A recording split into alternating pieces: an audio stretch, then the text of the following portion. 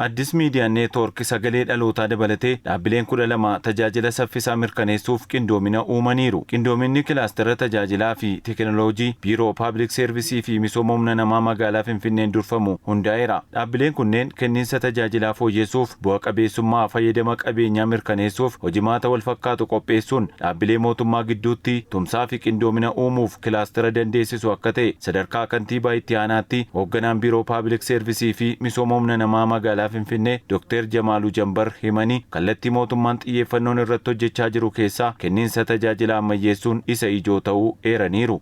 እንደ ሀገር እንደ ከተማም የአገልግሎት አሰጣጡ ላይ መሰረታዊ ለውጥ ማምጣት አለብን ካልን akka biyyaattis ta'ee akka magaalaa Finfinneetti kenniinsa tajaajilaa irratti jijjiirama qabatamaa fiduu qabna erga jennee wantoota kenna tajaajilaatti hudhaa ta'an adda baasuun barbaachisaadha. Kanaafis karoora baasnee irratti hojjechaa jirra. Kenna tajaajilaa irratti komii hawaasni keenya kaasu furuudhaan itti quufinsa hawaasaa ol guddisuun dirqama qindoomina hundaa'e kanaati. Itti quufinsa tajaajilamaa mirkaneessuuf fedhii hojjetaa mootummaa guutuun barbaachisaadha. Kanaaf qindoominni hundaa'e kun seektaraalee 12 waliin ta'uun fedhii hojjettoota bifa madaalawaa ta'een mijeessaa. Akkaadaamiin hooggansa magaalaa Finfinnees hojjettoota leenjisuun ni ga'oomsa. Komishiniin waldaa hojii gamtaa fi koorporeeshiniin hojii daldalaa magaalaa Finfinnee dhiyeessii oomishaalee diinagdee hojjettootaa madaaluu dhiyeessuuf kan hojjetan ta'a. Qindoominni kun gaaffii misoomaa fi bulchiinsa gaarii uummanni kaasuuf deebii kennuuf kaayyeeffachuu sirna waliigaltee kanarratti ibsameera. AMN sagaleen dhalootaa gahee uummataaf sagalee ta'uusaa itti fufsiisuun kenna tajaajilaa dhaabbilee amanamummaan qoratee deebiin hatattamaa akka kennamuuf itti gaafatamummaa fudhatee hojiirra oolchuuf kutannoon kan hojjetu ta'uu hojii raawwachiisaa olaanaan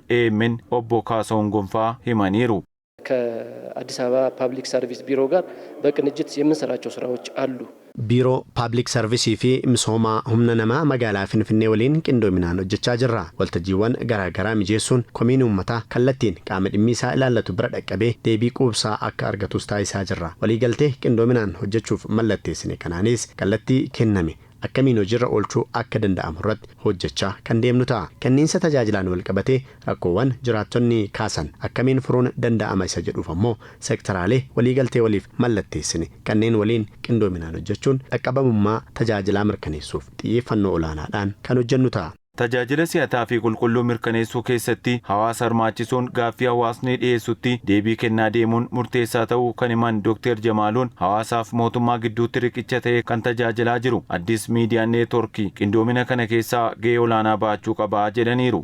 ከምንም በላይ ደግሞ የህዝቡን ተሳትፎ ማሳደግ kenniinsa tajaajilaa fooyyessuuf hundaa ol hirmaannaa uummataa guddisuun dhimma murteessaadha. Gama kanaan Addis Miidiyaa Neetwoork gaheen baachaa ture olaanaadha. Ammas taanaan dhaqqabummaa isaa kana caalaa bal'isuun rakkoowwan kenna tajaajilaa adda baasuun deebiin hatattamaa akka itti kennamu taasisaa deemuun murteessaadha. Qophiilee kanneen akka waarkaa, agalgaa'ii fi kanneen biroo keessatti kenniinsa tajaajilaa dhaabbilee sakatta'uun hawaasa hirmaachisuun rakkoowwan jira saaxilaa deemuun itti fufuu qaba.